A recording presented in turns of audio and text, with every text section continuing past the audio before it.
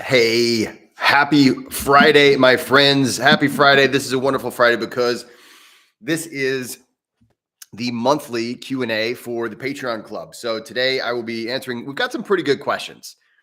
I got to say, we got some pretty good questions. I will be happy to discuss things if you want to put things into the chat.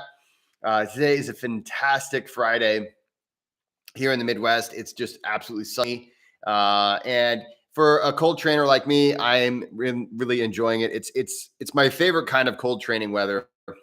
It's sunny. It's just absolutely gorgeous. There's a slight breeze, and it's about 35 degrees, so that's just above freezing. I'm having a great time.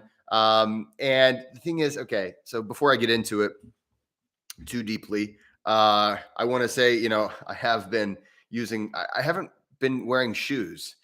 I've just been wearing my sandals. So it's, it's been one of those things. Guys, today we're going to be covering some of the questions from the Patreon Club. But first, before we get into that, I do want to thank our sponsor,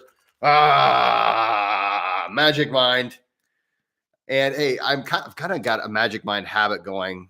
I've been taking Magic Mind now every day for, I think, 2 or 3 months, about that amount of time. So I've been taking it a lot. And I will say that over time, I've noticed that I'm able to really kind of dig into deep work a lot faster. So cheers to you guys and happy Friday.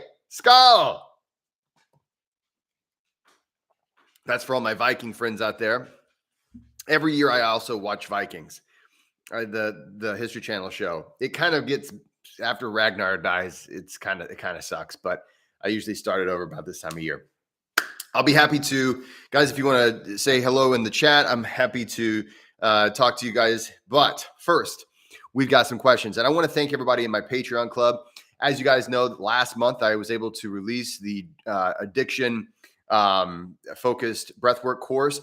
This is an online course called it's called, what is it? Freedom Breath. And ultimately it is addiction recovery focused, or it's called Recovery Breath. That's right. It's my own class. But it's an addiction focused online course focused on breath work. It's the stuff that I wish I would have known back in the back overcoming my addiction. And so for some of you guys, that I had a 10-year addiction, sadly enough. And it was over 12 years ago that I got over that. And for about 10 years, I didn't talk about it. And it's something I don't really like to talk about that much, but it is something that I know there's a lot that I can offer. So one of the things I wish I would have known about was breath work. And so I created this course. If you go to jessekumar.com, you can find Recovery Breath. And this is it's one of those where honestly, it's worth about $100. I've got it priced so that the most you can pay is $50, and then it kind of goes down as much as you can afford. Research does show that if you pay for something, you're more likely to actually take it seriously and value it and complete it. But I don't want money to be the thing that gets in the way of people having the information they need. So the Patreon Club, because of the Patreon Club, I know that they've been able to help me financially. And so if you'd like to support this cause, which there's costs involved in creating a course and upkeep and all these other things, please join the Patreon Club. It's only $5 a month, and there's other tiers with other perks as well, but you get access to my full catalog of breathwork sessions. They're all guided breathwork sessions, and every month I add more. I added 2 more today, so check those out. And basically you'll have over 100 sessions to choose from, all using the Language of Breath system. And basically it's really kind of interesting. Over the years, if you've been with me for a long time, I've been experimenting with breath on you, and I always get a lot of rave reviews. So basically, if I'm learning, if I'm experimenting, if I'm messing with stuff within within respiratory health, within pulmonary system, within what does this do? How does this make people feel? The Breath Club is the place. You'll be the first to know what it is I'm thinking about. And this month is no different. After this, we're going to have a group session. So that is, right now it's about 5 after 2 Eastern Standard Time. at 3 o'clock today. So at the next hour, I will switch over to the Zoom session where the whole Patreon club can get together and we get it on Zoom and we do a breathwork session together. If you'd like to join, you can sign up right now. Again, it's only $5, which, $5 per month is nothing. I think coffee costs more than that now. So I do think about this. I used to smoke, and yes, I know a breath worker who used to smoke. Yes, I used to smoke. I was in the gas station not too long ago, and I looked. I was like, I wonder what cigarettes cost now, and it's like $10 per pack almost. It's like $7 to $10 depending on what you smoke. And so for less than the price of a pack of cigarettes, you can have access to our breath club. People from all over the world getting together and just loving breath. And it's really kind of great to see all the different people come on these Zoom sessions. So if you're not already part of the breath club, I invite you to, you can go ahead and sign up, and then we'll see you at the next hour with the breath session that we're going to have. Again, that's jessekumar.com, or you can go to the landing page here on YouTube and you can click on the Patreon thing and it'll take you right to my Patreon page. So again, thank you to all my patrons. And you are making amazing things happen. I get to do things without charging because I know that I can depend on the stability that this Patreon club provides. So the dollars that you spend on the Patreon club, of course, you get all the perks and you get access to all this cool content that only you get access to. But you're also helping me do some things that I couldn't do if I didn't have you there. So thank you from the bottom of my heart. And let's get into some questions. So this month I've got, it looks like Wormhole Cowboy. It looks like you're in the Patreon club and you forgot a question. So I'll talk about that here in just a minute.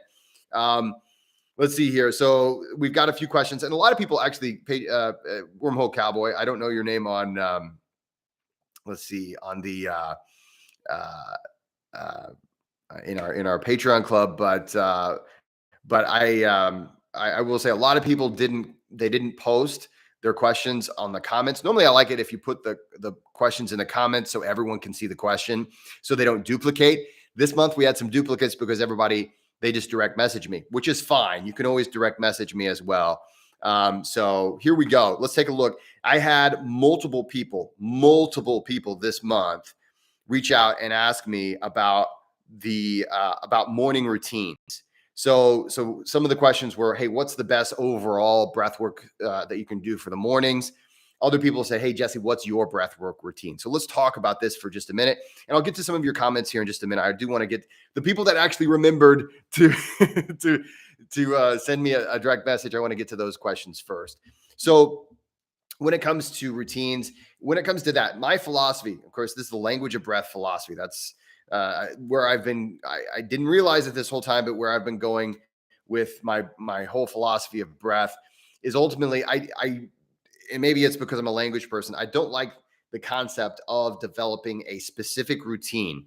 Now, follow me here on this, because you're like, well, wait a minute, a routine's really awesome. And it is. The danger or the downside of forming a routine is that oftentimes when a person has a routine, that is what dictates what they do and not what they feel. So they'll wake up and they will not take any time to check in with how they feel.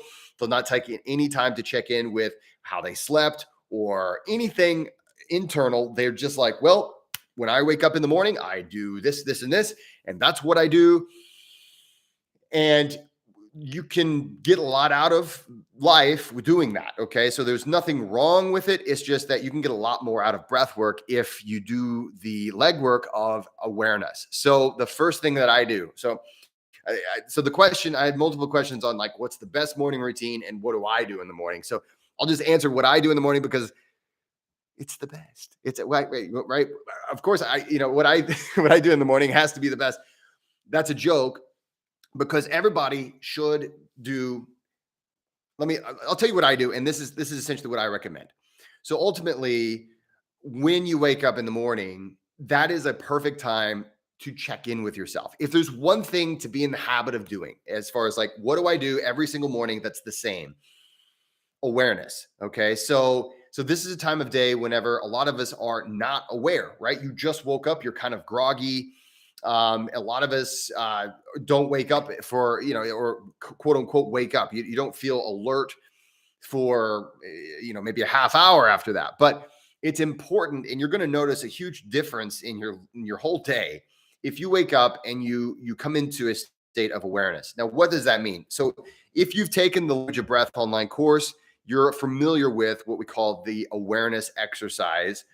And if you haven't, you should go to languageofbreathcollective.com or go to jessekummer.com, take the course. But the awareness exercise ultimately it's just one of many, many different ways that you can check in with, okay, this is how I feel. This is what is going on with me.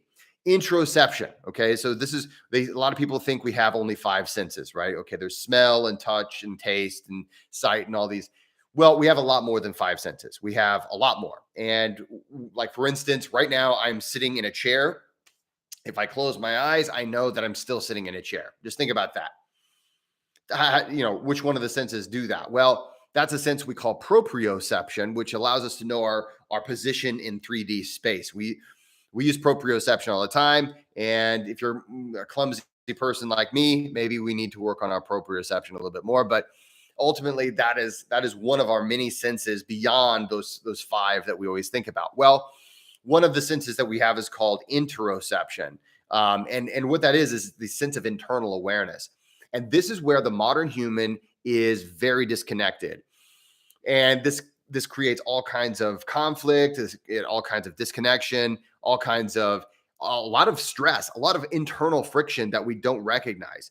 So in the morning, the very first thing, the only thing that is like solid that I would say to for sure do every morning is, okay, check in with yourself. Check in with yourself. Hey, by the way, Teresa, good to have you here. Papa Geek, Skal, I've had my magic mind, and when it kicks in, I will be an absolute genius. I got to say, I'm kind of hooked on magic mind. So more to come on that. Nice to have you here, Teresa. Nice to have you here, Carly, and Darren. Good evening. It's only 2:00 in the afternoon here, but this is a global community, so it's nice to have everybody here. So we were talking about daily routines, and so ultimately, the problem with developing a specific routine is that it's my grandfather and my father had a saying about fitting a square peg in a round hole, or vice versa. Maybe it was a round peg in a square hole. I don't know. I feel like a round peg would actually go into a square hole if it was the right size. The point is, a lot of times we force it. And I'm not a fan of forcing it anymore. I used to be like, I'm going to force this. I'm going to force it. I'm going to force it. I'm going to force it. But no, I'm not going to be doing Celsius conversion, Papa Geek. Okay. Side note, Papa Geek, I'm going to have an entire episode. I'm going to do like a whole thing about why Fahrenheit is better than Celsius. I'm just going to go AWOL.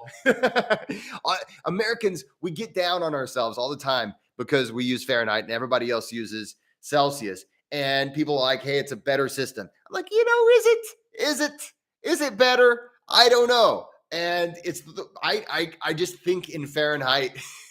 And so maybe I don't know. I'm just lazy. I'm just lazy. Anyway, I don't know if there's any amount of magic mind that is going to get me to convert into Celsius fluently. But anyway, so when it comes to routines, this is the thing. Okay, every morning, wake up and just for maybe 5 minutes, just breathe slowly and fully. Do not try to get high. Do not try to do anything major, but just even if it's 1 minute, and just use your awareness to scan yourself from top to bottom, just every little bit. Okay, I feel a little bit of tension in my shoulder. Okay, I'm aware of that now. I feel like, oh, you know what? I feel a little more tired than I normally feel. Okay. Okay. You know what? Maybe I don't feel more tired than I normally feel. Maybe I I still feel internally stress. I have an emotional reaction to something that happened yesterday.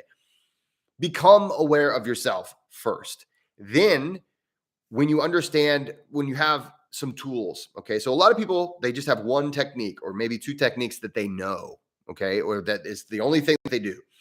And I would say if that is you, again, hey, I've got a book, a practical guide to breath work that can expand your knowledge a little bit. In the Breathwork Club, we have a bunch of things you can expand your knowledge, and of course, the Language of Breath online course. The thing is, breathwork is like, you could say it's like a big toolbox, right? And if all you have is a hammer, then everything you're going to treat like a nail, right? You're going to treat everything like a nail, and in reality, that's not there's so many, you'll get so much more out of your breath work if you understand, okay, this is where I am, where am I wanting to go? So in the Language of Breath, we say that awareness is the foundation of all positive change, right? So you must become aware so that you can say, okay, this is where I am, where am I trying to go? If you don't know where you are, there's no way you can find some place to go. So hey, Evolved Human TV, nice to have you here, my friend. Oh, hey, Russ. Hey, well, welcome to the show. So anyway, the first thing is to become aware of how you feel. Really allow yourself to become aware. And at first, you're going to think that you're wasting your time. Okay. And I'm sorry, it's one of these strange things where the modern human just has a hard time doing this. And we're like, this is why, we over caffeinate ourselves every day, because the only thing we seem to be able to feel internally is like stimulants or alcohol or drugs or whatever, right? Or being really sick, or those extreme feelings. But take the time in the morning to really just breathe fully and slow. Maybe take a pause between each breath, scan yourself from head to toe. Do the awareness exercise, which is in the Language of Breath online course. Links you can find on my website. But ultimately, try to become internally aware. And then from there, you can say, okay, this is how I feel.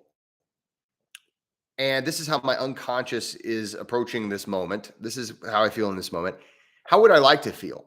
Okay. And what can I do with this knowledge of breath work to put me in that place where I want to be? Okay. And so maybe it's something like superventilation, circular breathing. Maybe it's Kapalabhati. Lately, I've been doing a lot of Kapalabhati.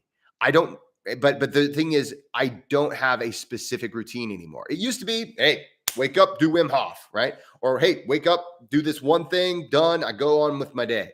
And in the past, I would say 2 or 3 years, that has changed so much so that now when I wake up, when I open my eyes, when I first wake up, I don't really know what I'm going to do. And it has expanded my practice infinitely. Like there's just night and day. And my clients, who ask for routines, this is the same advice that I give them. And so expand your knowledge of breath work and experiment with techniques throughout your day. Experiment with box breathing. And that's the one that's the most overlooked. Box breathing is fantastic. If you woke up and really the nice thing is if you woke up, maybe you're feeling a little stressed already. Sometimes we wake up and we're already stressed. Sometimes we wake up and we're just lethargic, right? Box breathing is a great one because it's kind of a neutralizer. And then maybe from there you do another technique. But lately, here's what I've been doing. I've been waking up. I've been doing my awareness exercise. And this week has been a really stressful week for me. It's been a good week, but then there's a few things that are just kind of rough. It's been a rough week. I'll just say that it's been a rough week. And so, we're dealing with some things, and there's some things that just meh. And so, you've got this stressor, these stressors that are kind of weighing on you. So a lot of what I've been doing each day, I'll wake up and I feel similar, right? And so Kapalabhati has been something I've been throwing in there quite a bit.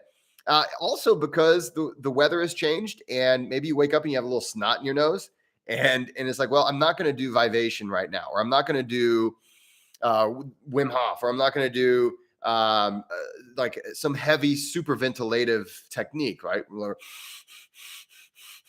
I do all nasal, man. And once you go nasal, once you go all nasal, then you'll understand why I go all nasal. And it takes a little bit of time to make those sinuses work for you.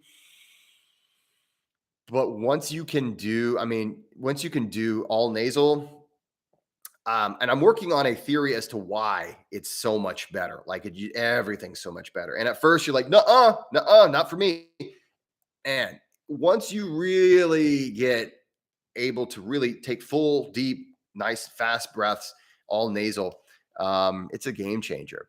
Anyway, so a lot of times in the mornings, maybe especially because weather has been what it's being, maybe I got a little boogers in my nose. Maybe I've got the snot in my nose. Okay, well, guess what? I know a way to get that out of there. And here's another thing. It's not like I'm doing this at the breakfast table with my wife sitting right there. Okay.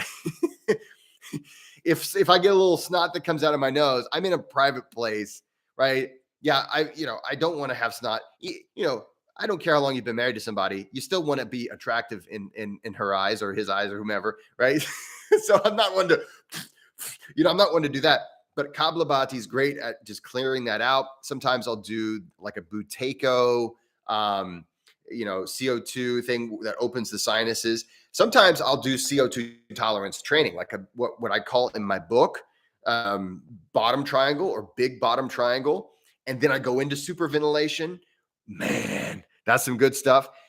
Today, after this, if you're the breath tribe, we're going to have a breathwork party. So a lot of times we have relaxing music and things like that. This one is going to be a lot more active. And so one of my favorites, and if you're in the breath tribe, you already know this, right? And anybody who's worked with me or you've heard me talk enough, Sniff Sniff Poo is going to be in the mix, right? And by the way, on Monday, the 21st, we're having a free online summit. I should have mentioned this at the beginning. So the Language of Breath Collective, so all my breath workers that I've certified, not all of them, but some of them can do it. A lot of them can't make it, but we're doing an online summit for free. And it's 7 to 10 p.m. Eastern Standard Time. I'm sorry for my European friends. That's going to be pretty late. We'll do another one maybe earlier on in the day for you guys coming up. But that's this coming Monday, the 21st. If you go to my website, jessekumar.com, or if you go to languageofbreathcollective.com, you can just go to the events page and it's there. You can click and you sign up for free. Everybody that signs up, you will get a recording of the event. So even if you can't make it to the live event, you can still you can still get the recording, and you'll get there's a few email offers that'll come out of that. So you'll be on our mailing list. So we don't have a lot of staff for writing a bunch of spams. So so you won't get spammed. So anyway, so that is coming up on Monday, the 21st. And we'd love to see you there. We've already got a lot of people signed up. It's on Zoom, and it'll be a lot of fun. But get to this question, okay? So I'm having a fun Friday, guys. If this was like a keynote speech, it would be a really okay. I'm going all over the place, but I'm just having a great time. Coming back to this question about routines, especially morning routines. My answer to this is what I do is what I suggest for all my clients now. I used to be like, okay, this is what you do every morning. But I'm a huge fan of doing at least 2, maybe 5 minutes of the awareness exercise. Again, you can learn that on the course, but ultimately become aware of the internal state of yourself, right? Become fully aware. Once you have that state of awareness, you'll know what to do. If you have, and once you know quite a few techniques, you're like, nope, I'm going to go straight into the CO2 right now. That's what I need to do. And before long, you start to build a really good rapport with yourself. And that is the ultimate goal of breath work. Breath work is not this pill that cures a infection. And so many people look at it like that. It's too bad. And I know I used to do it too. It's like, okay, it's like we look at breath work like it's a supplement or something like that. It's different than that. Yes, there's research and that says, okay, there's all these benefits, but this is how our westernized thinking, and there's nothing wrong with westernized thinking, but sometimes we like to categorize things in convenient categories. And we've done that so often with breath work, we put it into the same category as a medicine or medication. It will do these things. This is the list of things it will do. It's like very mechanical. Ultimately, breath work is about it building a relationship. That's the whole goal of the language of breath. That's my philosophy of breath work, is building a better relationship with yourself. And when you do that, you're not working against yourself. You're not forcing anything. You don't have to worry about like, okay, I need to be in control and all this. It's like it just becomes natural. So that is my answer. Become aware, learn some techniques so that whenever you are aware, you can use that awareness to determine how you would like to feel and how you'd like to meet the rest of the day. After I do my breath work, that's whenever I go to the breakfast table. I make my son some breakfast. My wife and I drink different kinds of coffee. Okay. And this is maybe a topic for a different episode, but there's only one kind of coffee that I really like. So we both have, so I drink coffee. I also drink mud water. I don't have any affiliation with them. They've been publishing a lot of articles. They did a lot of interviews with me. So I was like, I got to try their stuff if they're going to publish. If you go to Mudwater and look at their blog, I'm in like 4 of their articles. And I was like, I got to try it. And I really do like Mudwater. So what I'll do, and the thing is, Mudwater is this replacement for coffee, but I still want to drink coffee. So I'll have coffee and then I'll have Mudwater. And hey, I have a great day. Anyway, so that's what I do. I want to be able to every day meet the people that I love and that I care about with the best part of me, the best version of myself. And so that is always, it starts with awareness of where I'm starting when I wake up, and it goes to that place where it is that I want to be. And I use breathing techniques. And this is the thing where if you're in the Patreon club, there are actually this month, I've got a 3-minute reset, or no, it's 2 minutes. So in 2 minutes, like a lot of people are like, man, I just don't have time. I just don't have time for, lay there for half hour, which is what we're going to do in the Zoom session next. But hey, you've got 2 minutes. So that's in the Patreon, and it just got posted I think I just posted it today because I had to film one last thing this morning and it finally got edited and uploaded. So anyway, that is the answer to that question. Thank you so much from the multiple people that asked that question or variations of that question this month. Okay, so another question is, when should I do a controlled pause CO2 tolerance test? So the controlled pause comes from Buteyko. If you've read, you've been doing Mudwater for 4 years, Carla. Wow, that's awesome. I just started whenever I think it was earlier this year. They interviewed me for the first time, and I'm like, I've never tried your product before, but a lot of my breath workers said they liked it. So I was like, okay, cool. So I enjoy it. I probably like it too much. So anyway, back to the question, the CO2 tolerance, the controlled pause, that is a Buteyko terminology. The controlled pause, essentially asking a person to pause their breathing long enough to see how long it takes for them to feel the urge to breathe again. And that is a way of measuring. It's more complex than that, but I don't have time to go into the great depths here. But if you've read The Oxygen Advantage, or if you're familiar with Patrick McKeown, fantastic resource for all breath work. One of my breath work mentor heroes. I mean, just absolutely amazing guy. Fantastic researcher. And as a former English professor, I appreciate someone who knows how to research. So his books are insanely thick and they're kind of dry. I'm sorry, Patrick, if you're watching. They're kind of dry, but they are treasure troves if you are looking for like hard science as far as how it works with breath work. Anyway, so let's see here. What am I talking about? I need this. Let's see. It's 30 minutes. So this now is starting to kick in. So let's see. I need to take a drink of water, and then I bet it'll just zap my brain. Yes. I was talking about the controlled pause. See, it's right there. So ultimately, why would you take it? Well, it's to understand your CO2 tolerance. Our relationship with CO2 that's a life thing. That is a foundational aspect of all of life. Your relationship with CO2. All of the people right now, all you guys watching, anybody watching on the replay, everybody in this planet has a relationship to CO2 that we experience moment by moment. And if you're an athlete, you have a very, very powerful experience with it. And that's because it controls ultimately the feeling of breathlessness. And there's been research that shows that people that are more tolerant to CO2, ultimately that can breathe slower or that can allow more CO2 to circulate through their body, they are more resilient to stress. And typically ultimately CO2 tolerance training, if you're an athlete, is the best thing you can do, outside of some of the more foundational things, of course, which would be functional breathing and other things like that. So, let's see. I don't know why, Carla, they wanted to hide the lungs and the party, but it is going to be a breath party in the next hour. So I'm showing that to the group. Anyway, so when is the best time to test your CO2 tolerance, basically? Now, there's multiple ways to test your CO2 tolerance. I do not use the Buteyko method in my practice. I use another method that I picked up from Brian McKenzie, and it is ultimately the CO2 tolerance exhale test. That's what, if you take the Language of Breath online course, if you become a breath worker with me.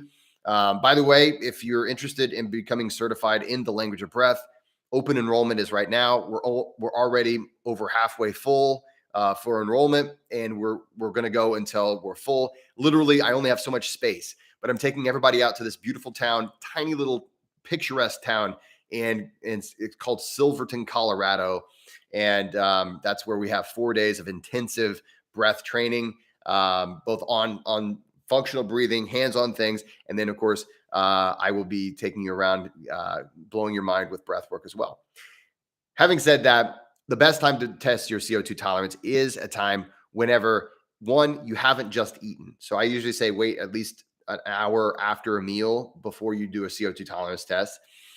You want to avoid a time whenever you've had a lot of caffeine. You want to avoid a time whenever you've been exercising. You want to avoid times when the regular flow of CO2 production has been affected by your activities. When is the best time? Typically when you first wake up. So the first thing when you wake up, you've had an 8-hour fast. You probably haven't been drinking coffee while you're asleep or eating, right? And hopefully you're not incredibly stressed when you wake up, but that you can't, there's a few things that can happen. Well, okay, that's a great time to test your CO2 tolerance because you don't have anything that you're digesting at that moment. And it's generally going to be giving you the base level of CO2 production in your cells. So that's whenever I tell a person that's a good time. I also do sometimes, in the afternoons is an okay time, but you got to remember your CO2 production within your cells will change throughout the day with every experience that you make or that you have. And that's because we produce CO2 in relationship to our state of stress, in relationship to what we're digesting. So for instance, if you had, like I had a meal that had far more carbohydrates just now, before I came here, I ate more carbohydrates than I should have. It's Friday and I'm not going to feel too guilty about that. But the more carbohydrates you ingest, the higher your CO2 production is.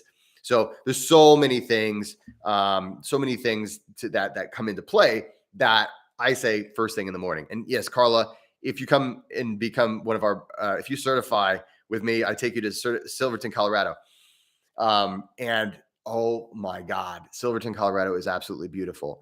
One of the things I do for my breath workers, anyone who certifies with me, I want to make sure that you have a lot of the knowledge that I didn't have. And a lot of the things, whenever you go out and say, hey, everyone, I'm a breath worker. Come to my workshop, hire me to help you in coaching. Oftentimes you don't have any kind of the behind the scenes stuff that you should have to be a good coach. So a lot of your homework whenever you certify with me is getting all of that set up And then I make sure that everyone has professional photographs in that picturesque, beautiful place in Silverton, Colorado, teaching, doing functional assessments. So you get this whole package of, by the time you graduate with me, there's a lot of online programs, and, I'm not trying to start any fights here, but I don't feel like I would feel comfortable sending a person out saying, hey, you are certified in the language of breath philosophy, go out and be a breath worker, unless I was actually able to physically see them do the thing. Okay, now you feel on me, feel on that person. Okay, great. This is how it's supposed to feel. I want to look and see. I wouldn't feel comfortable doing it without having an actual in-person masterclass. And so that is why I have that. And if you'd like more information, I still have a few spots left for our certifying class for next year.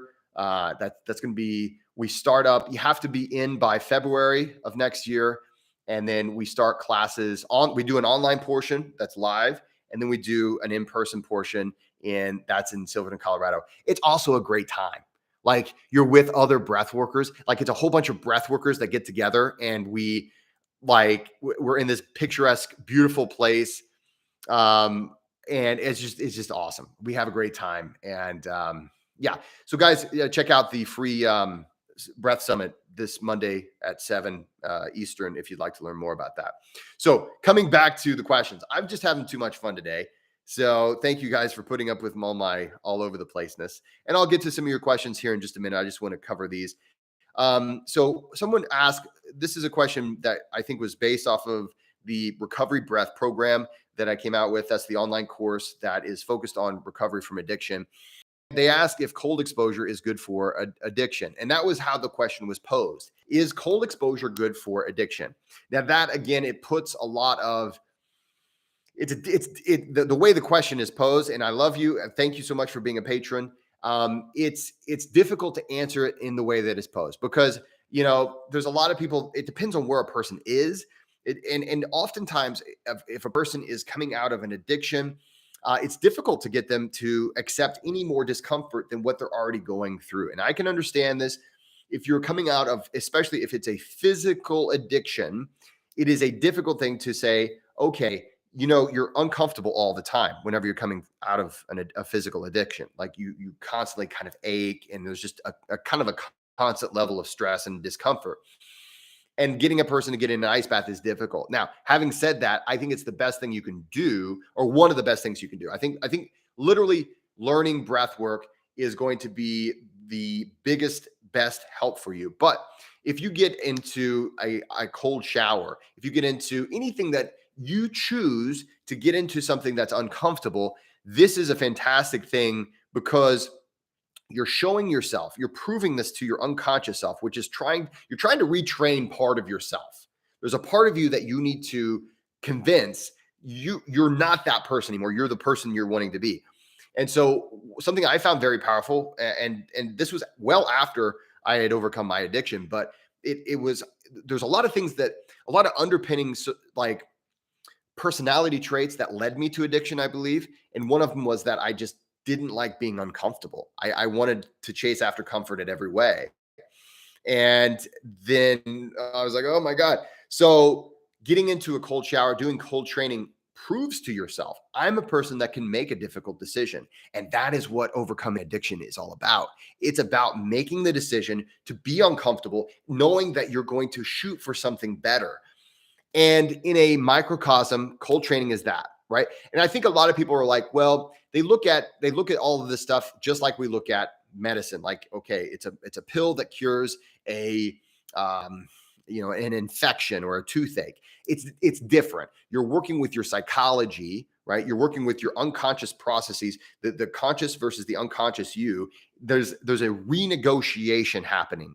And so it's not like you're going to cure something like you would an infection. It's a matter of learning to see yourself in a different way and learning to look at taking actions in a different way. So yes, it is good. And yes, it is something that I would highly recommend, but I wouldn't put it in, I wouldn't say it's just like a remedy. I wouldn't say it's hey, uh, garlic is good for an infection, or it's good for a sinus infection, or it's good for reducing cholesterol, right? Like just say mechanism. I wouldn't put it like that. I would say learning to get into a habit of cold exposure on purpose is going to do things for you on a physical level and a psychological level that will create a person that you're wanting to become, a person who is okay with being uncomfortable, and a person who is willing to make those decisions to be uncomfortable. Now, yes, on a mechanistic level, on a biological level, you are creating endorphins. Like endorphins literally are morphine like substances within your body that give you that kind of a feeling. And this is why you oftentimes will see a person who is overcoming, it doesn't not necessarily addiction, but a like bad habits and negative things. You'll see them lean into things like fitness or things like extreme sports or things like that because they produce endorphins. Cold exposure will do that as well. It also is one of those things where it's going to stimulate your endocannabinoid system, which, hey, that's going to make you feel good too. But the beauty behind it is it's not just about getting high, it's about making these difficult decisions. And that ultimately, in my, sadly enough, my very well informed opinion, is going to do more for you than replacing a high or a drug. Okay, yes, you're able to get the endorphin and all these things. Those are fantastic, especially for the chemical addiction. But when you're coming out of that and you're really wanting to make a change in your life and you're really wanting to not even be tempted, it's like I'm not trying to get high anymore. I'm trying to make my life the life that it's supposed to be. That's where I really think cold exposure training is the best. So let's see here. Do I have any other questions? Okay. Okay. This next question, this is the last question. And I've got one over here that I'm going to get to. And then Patreon friends, breath tribe, we're going to do some breath work. If you're in the breath work, if you're in the breath club, if you're not, hey, just go to the landing page, join us. And then I'll see you at the next hour in Zoom. Let's see here. Let me take a quick look. It's okay. And ultimately, this one, it has to do with how long is the best amount of time to stay in a cold shower. This is why I wrote the book, A Practical Guide to Cold Training. It's just an ebook, but actually, I may be making it into a paperback soon. Ultimately, it depends. So the variables you're working with are intensity and duration. It's like pretty much every kind of exercise, right? So for instance, if you can sprint, if that's high intensity, if you're sprinting, but you would not be able to do it for a long period of time without harming yourself. If you tried to sprint a marathon, you would probably die, okay? But if you reduce the intensity, right? So reduce the the temperature shock, right? So the temperature is not quite as cold, then you can stay in for longer. And so to get the same effect, that there's these two basic things you want to think about. So if you're in a cold shower, and let's suppose you're at 40 degrees Fahrenheit, if Papa Geek is here, I'm going to slam dunk. That is 4 degrees Celsius. Boom. I remember a few. Papa Geek. If you he's there. I am redeemed. So yes, so if you're in 4 degrees Celsius, or which is known as 40 degrees Fahrenheit, that is a very cold shower. That they don't get much colder than that. I would, if they get much colder than that, it's going to start, you'll have icicles come out. So in a shower like that, you wouldn't need to stay in the cold shower quite as long to get the same benefits as maybe taking a 10-minute cold shower at something much higher than that. So now, having said that, everyone is a little bit different. And while there are some claims that there is an ideal amount of time to spend in a week in the cold or in certain temperatures, I myself believe that is going to depend on the population. It's going to be different for different people. So I would say the best thing to think about is, what is it that I'm trying to get out of this, and how do I feel? And it comes back to that awareness. That's the foundation of all positive change. How does it make me feel? And if you're just going in there to be a Viking, and hey, sometimes I play my Viking music, I get in the cold shower or the ice bath or whatever, that's fine. But ultimately, if you really, really want to get the most out of any kind of a practice, then observe yourself before, observe yourself during, and observe yourself after. The mindfulness of it, right? This word mindfulness has been overused. People kind of, it's almost cringy now. But ultimately, if you can sustain awareness and say, okay, this is the feeling I'm trying to get, this is the place I'm trying to go. Oftentimes people are just like, well, I want the health benefits. Well, okay, that, I mean, there's a lot of that, that's pretty ambiguous. So if you're saying, okay, I want to boost my immune system, well, then, okay, we'll do that. And well, the person, well, how much? By what percent? Like, it's going to be, it's like saying, how much stronger are you going to get if you go work out?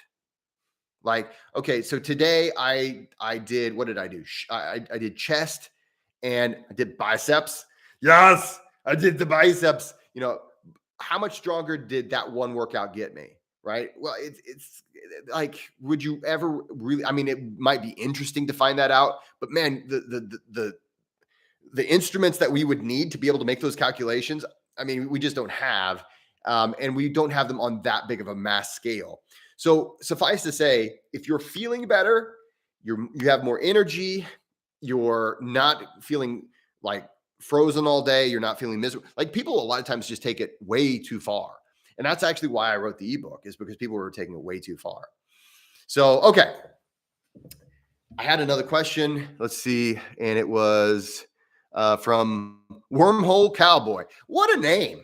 What a name. And I hope you're still here, brother. I assume Cowboy. Call you brother. Let's see. He says, hey, Jesse, you've mentioned that your system allows you to talk to your subconscious.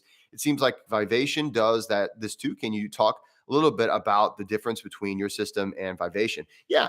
And these are two apps. I love Vivation. I'm a certified in Vivation, and I'm about to announce that I'll be doing a Vivation retreat with my brother in Vivation, Tom Granger, and he's an amazing author, amazing artist. We're going to be doing a retreat in, let's see, it's June in Playa del Carmen. It's like this amazing resort. I mean, it's going to be really awesome, kind of swanky. So I love teaching Vivation. I also have my own breathwork philosophy called the Language of Breath. So the thing is, Vivation is a single technique, and it's also kind of, you know, there's you can say Vivation is a way of life, and you know, people say that about a lot of things, but Vivation is a specific style. So okay, so you can do Vivation, you can do Buteyko, you can do Wim Hof, you can do holotropic, you can do pranayama, right? These are, now pranayama, I would say is closer to what Language of Breath is, but ultimately we have a lot of things where it's just a specific style of breathing, a specific set of things that you do, and it's what I might consider to be a specific exercise. And so that would be what I would say is sort of Vivation. When it comes to Language of Breath, it's a complete philosophy. So not to say one is better than the other, because I teach both, and I practice both. I practice Vivation almost every day, and I practice Language of Breath every moment. So the difference is that with Language of Breath, it's all about learning to decipher. So in Vivation, we're not really all together about trying to decipher what the unconscious is trying to say. In Vivation, it's what they call a kinesthetic practice, where you ultimately let whatever's there already be activated in, or we call it, we would say that you would let it be integrated. And so a lot of times we're dealing with issues of trauma, emotional blockages, and things like that. With Language of Breath, it's every moment. Every breath that you take influences how you feel, and how you feel influences a lot of other things. And how you feel is also coming from your unconscious self. So in the Language of Breath, we have a distinction. We say they're really your mind and your body. It's all one thing. It's all one thing. You are 37.2 billion cells, all trying to work together to thrive and survive on planet Earth. there's no place in you where you don't have mind, and there's no place where you don't have body. It's all one thing. And we have two ways of experiencing this. We have a conscious experience and an unconscious experience. And these two things are working together to create your experience of reality and of this life. And it's fascinating. Like, and I'm my book will be coming out next year about this. So prepare for the book. Now, if you want to learn more, the online course is out and available now. But ultimately, when it comes to the language of breath, we are trying to learn to decipher what it is that the unconscious is trying to tell us. And we have to understand that it's always trying to help us survive and thrive. And when oftentimes we have a disconnection, for instance, we don't understand what is trying that it's trying to help us. And we think, oh man, I'm feeling this emotion, or I'm feeling this stressful sensation. And we don't understand how this works or why it's there. But ultimately, once we start to learn how to decipher it using awareness and using what we have in the language of breath, a lot of different techniques, it's not about using a technique to get a specific result. It's about understanding that there's a constant conversation back and forth. So my unconscious is the reason why I can do so much. Like, for instance, it's estimated we take in about 11 million pieces of information every second.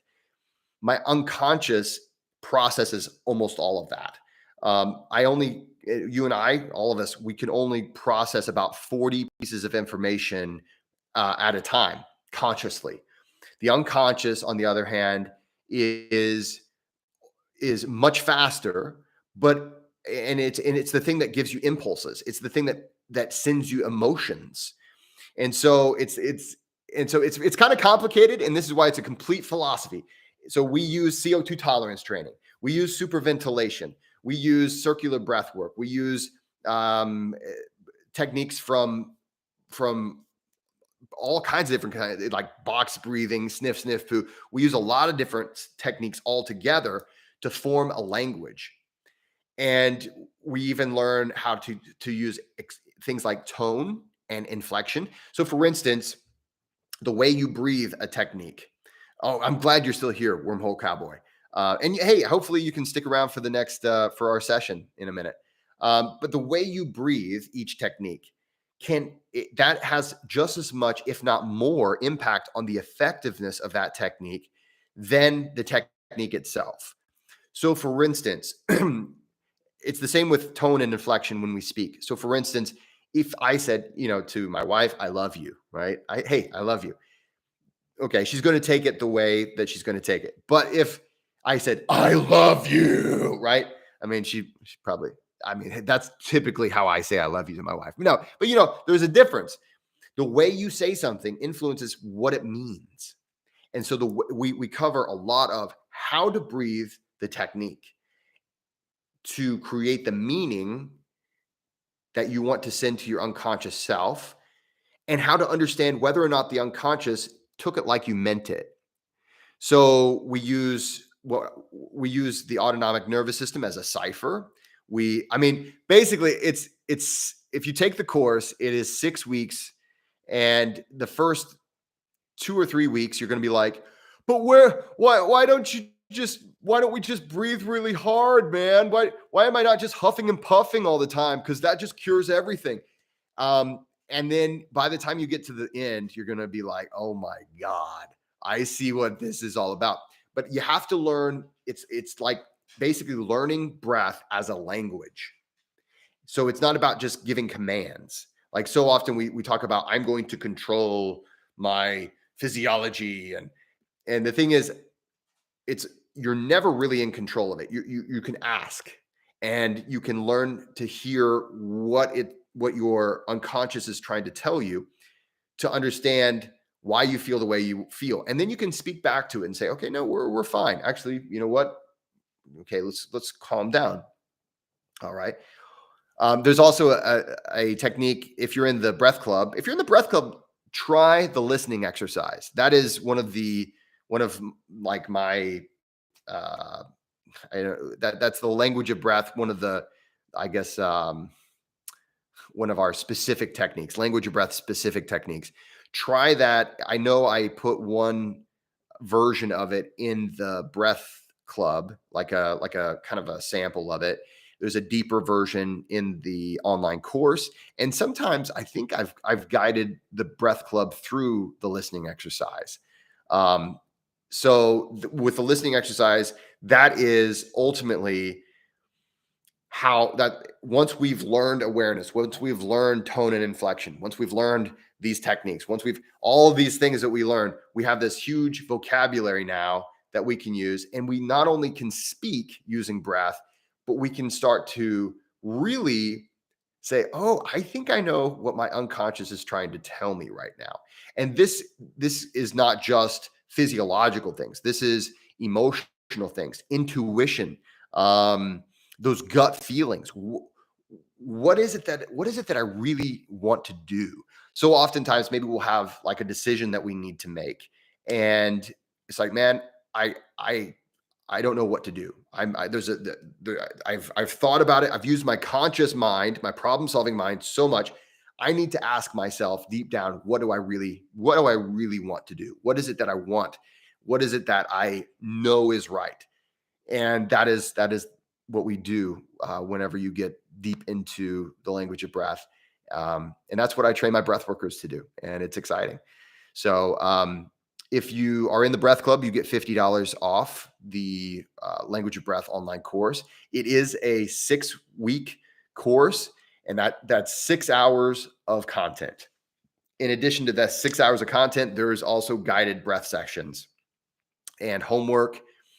I mean, it is not just like learn this one technique and then all your problems are solved. It is, do you really want to learn how to connect with yourself?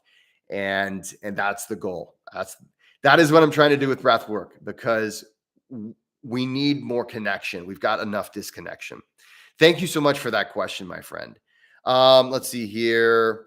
I'm going to have to go here in just a minute because we've got a breath session coming up.